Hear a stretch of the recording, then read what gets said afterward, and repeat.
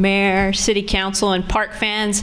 Just talking a little bit about some of the strides we've made in our march towards a 10-minute walk to a park, and I'm going to be moving around because we're in the middle of a step challenge, and we've scheduled a retreat where I can't get my 10,000 steps for a day, so if I keep moving around, that's why I'm doing that. So just a reminder, like Claire said, 10-minute walk to a park is more than just getting things in place. It's about the quality, and one of the big things that we did this year in our march to quality park space is going through and gotten the CAPRA accreditation, and we're really, really proud of that. And you'll see that on our integrated into most of our logos going forward.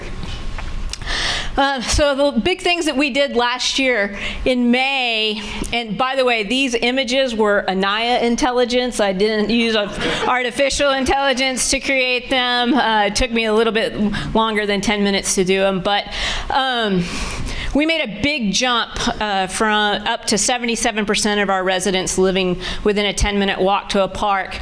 And we began that initiative at 60%, and we made big leaps towards that by creating those relationships with LISD and getting our schoolyard parks, making sure that when new developments were coming in, we integrated parkland into those and creating partnerships with developers to help us build those, improving our mapping. Jose, our administrative analyst, and Jason have been working really hard on making sure that we work with the Trust for Public Land to identify where there's gaps and filling in our sidewalk gaps.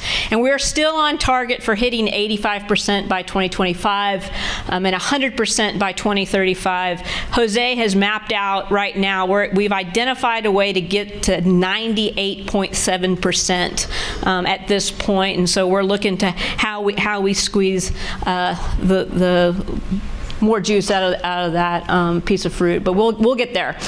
So we're making big strides on that. And just as a reminder, the places on the map on the slide, the darker the purple is the bigger the vulnerability and the bigger the need to have places to have access.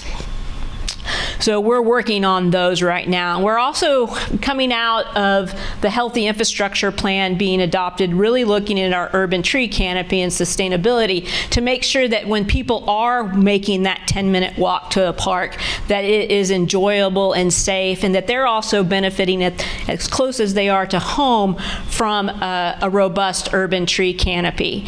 And so what we did, our next step on that is we went from the big tree canopy analysis, which is like, from satellites, really the 30,000-foot view of it, and now looking at what it means in our public space. So we worked with HAF to take the next step in that and did an analysis of about 11 spaces through town parks like LL Woods, Wayne Frady, streets like College Streets and Valley Parkway to do tree inventories, tag them, and start building some tree planting and tree maintenance plans, which we are currently recruiting for our urban forester position. I think we go into interviews next week maybe, and so once that person is on board, they can take that information and really start making those robust plans for how we're going to do that, how we will integrate not only tree planting and maintenance in public spaces, but how we can engage partners like KLB to help us protect our tree canopy that is on residential areas, because you'll remember from the tree canopy plan, we have Leela, we have some public space, and then the next biggest part of our canopy is on residential property, and how do we help protect and grow that as well.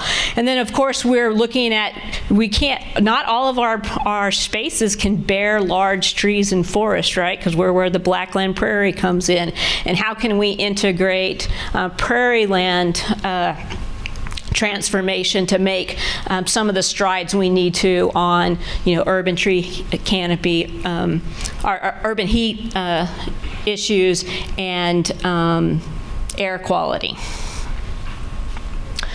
So how are we boosting the quality of our parks? So we had the Old Town Splash Park conversion, which has been a really big boost for our aquatic offerings. And so the people who haven't quite learned how to swim or don't have the capacity to pay to get into the Sun Valley Aquatic Center or Thrive have an aquatic experience. This has been a good boost for us.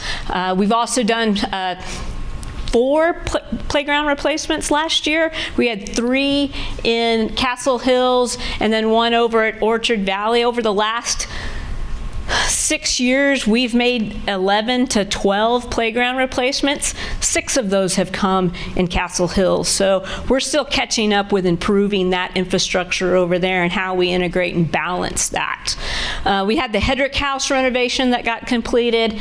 And then in terms of trying to connect people where we don't have assets and we're working our way there. We have our Play Louisville on Wheels deployments. We made about 96. We're aiming for 100. We had over 6,000 contacts, and that's incredible because we do that without infrastructure in place, and these people wouldn't normally be able to have a connectivity with the city services. We use Play Louisville on Wheels not only to engage people in play and connect them with nature, but to inform them about city services that are coming out.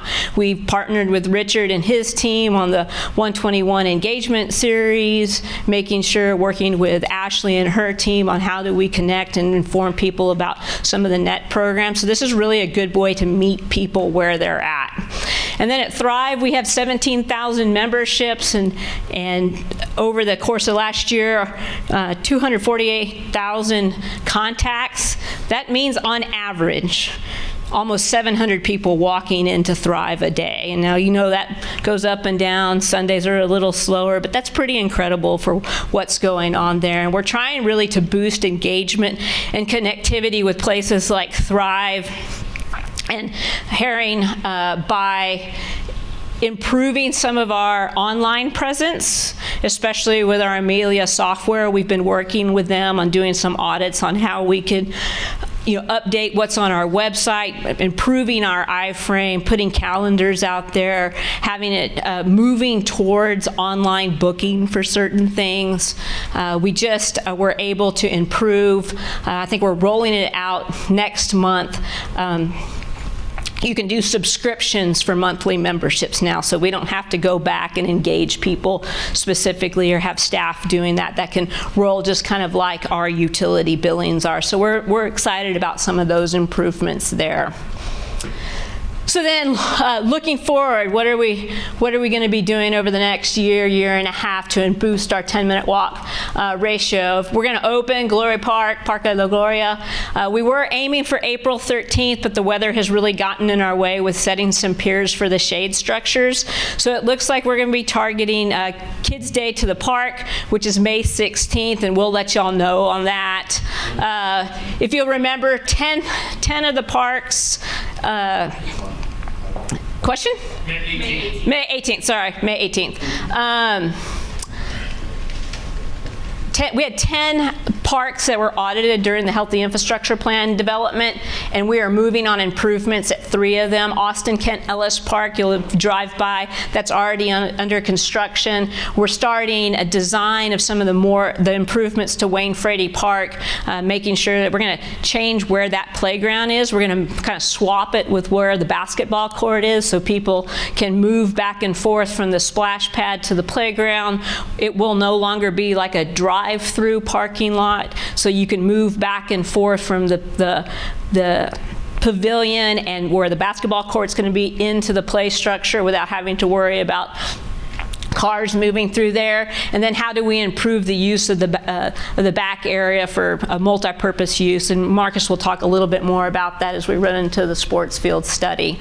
We are integrating shade structures into most of our improvements now. If it's not integrated into the play equipment, we'll be doing larger pavilion type things. You'll see that being done over at Austin Kent Ellis, because we need to make sure that these places that we're making investments in can be used year round. And we noticed last year with the heat, it made some of our parks unusable, right? So how can we, I don't think we're ever going to totally mitigate that, but it will help.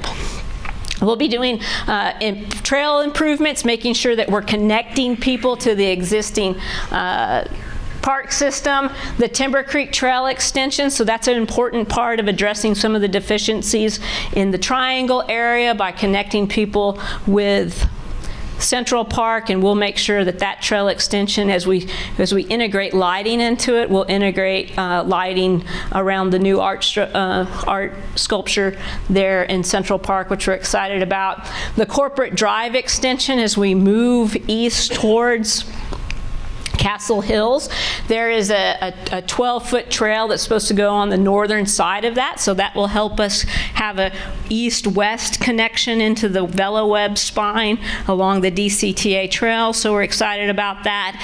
And then we've been working to get the DCTA trail extended to our southern boundary, and Carrollton is in design to meet us at their northern boundary where their TC Rice place will be. Now the hard part's going to be is that our gains from this point on will be more difficult, right?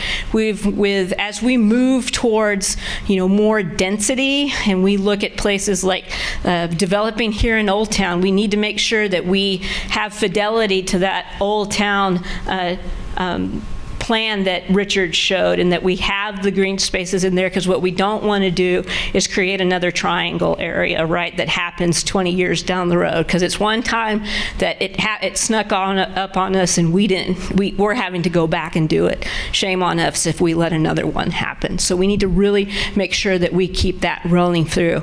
And then the bond propositions are going to be key, and I say propositions because I know that Prop C is heavily on the Parks Department and focused on places like Lake Park and the Vista Ridge Park improvements, but the street program also has complete streets. So identifying where those sidewalk gaps are and making sure as we build that infrastructure that walkability is in there is key. And then of course we have the safety programs and the like that are going to be in there. But then another vital one will be the Louisville ISD Schoolyard Park agreement is due up to be renewed this year. That accounts for about 13% of our 10-minute walk to a park ratio. And so we need to make sure that not only do we renew it, but Jose has identified a couple other schools that would help kind of bridge our gaps in that. So that's where we're at right now with the 10-minute walk.